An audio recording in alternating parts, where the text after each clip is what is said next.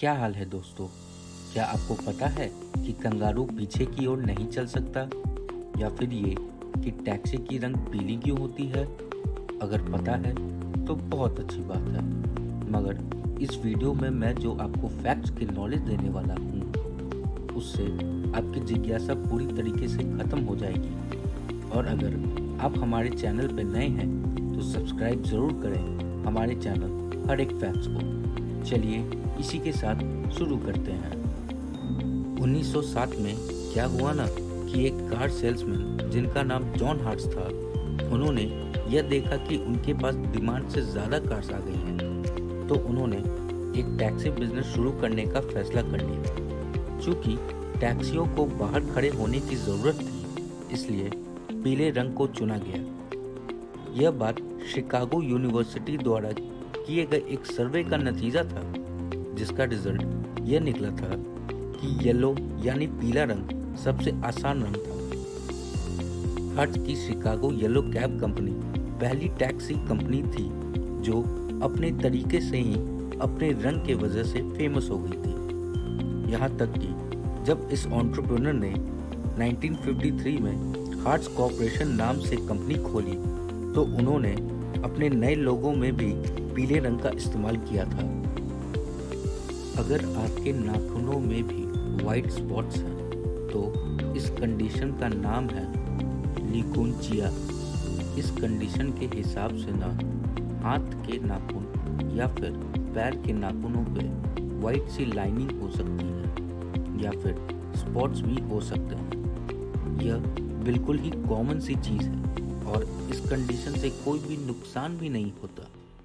इस कंडीशन का सबसे कॉमन कारण है नाखूनों पे चोट लग जाना, या फिर अगर कुछ लड़कियां लगातार मैनिक्योर या पेडिक्योर करवाती हैं तो भी उनके नाखून डैमेज हो सकते हैं। वाइट स्पॉट्स के वैसे और भी कारण हो सकते हैं, जैसे कि एलर्जिक रिएक्शन। अगर किसी लड़की को नेल पॉलिश से एलर्जी है या फिर नेल पॉलिश रिमूवर से भी एलर्जी है तो भी वाइट स्पॉट्स हो सकते हैं।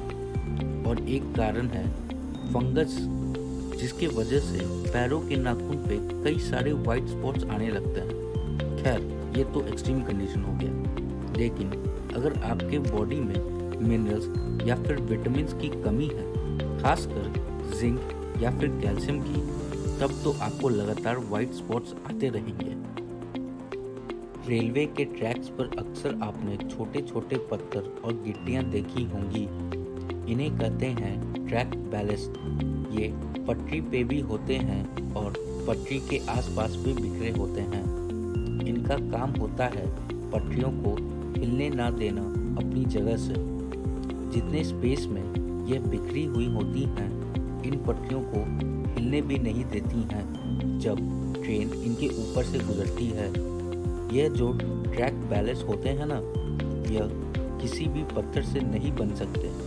इन्हें चिकने और गोल होना होता है, वैसे जैसे पत्थर मिलते हैं नदी के तट पर, या फिर वैसे पत्थर जो साज सजावट के लिए यूज होते हैं। अगर कोई और पत्थर रखेंगे तो उसका मेन काम, जो कि है रेलवे ट्रैक को सपोर्ट देना, वह नहीं पूरा हो पाएगा।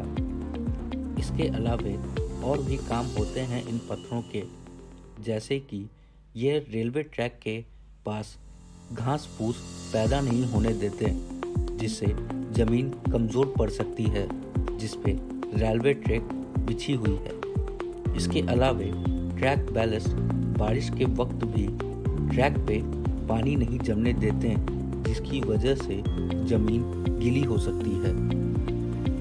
कंगारू के बारे में आप सभी को यह तो पता ही होगा कि यह एक बड़ा कूदने वाला मैमल है, मगर आपको यह नहीं पता होगा कि कंगारू पीछे की ओर नहीं चल सकता है। इस कंगारू के कूदने को कहते हैं सैल्टेशन। असल में कंगारू जब उछल कूद करते हैं, तब वो अपने दोनों पैरों से एक साथ अपने शरीर को धक्का देते हैं और साथ ही अपने बड़े पूंछ से अपने शरीर को बैलेंस करते हैं। क्योंकि कूदते समय यह एक बार में एक पैर नहीं उठाते, वरना बैलेंस बिगड़ सकता है। यह जो कॉम्बिनेशन है इनके दमदार पैरों और इनके पूंछ का, जिनकी वजह से यह तेजी से कूद के आगे आ सकते हैं, असल में यही इनके पीछे ना होने का कारण भी हो जाता है।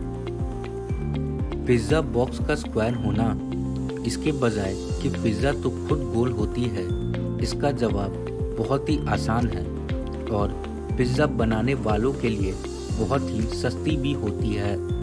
यह ख्याल तो आपके दिमाग में कभी ना कभी तो ज़रूर आया होगा कि अगर पिज़्ज़ा खुद गोल है तो यह पिज़्ज़ा बनाने वाली कंपनी स्क्वायर बॉक्स बना के इतना कार्डबोर्ड बर्बाद क्यों करती है।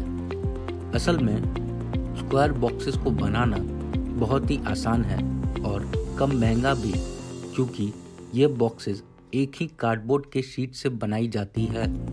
कंस्ट्रक्शन के साइट पे ये आराम से खड़ी हो सकती हैं या यहाँ तक कि आपके फ्रिज में भी बड़े ही आराम से एक कोने पे एक के ऊपर एक रखा जा सकता है। इसलिए पिज़्ज़ा बॉक्सेस स्क्वायर होती हैं इसके बजाय कि ये गोल हो। इसी तरह के अमेजिंग फैक्ट्स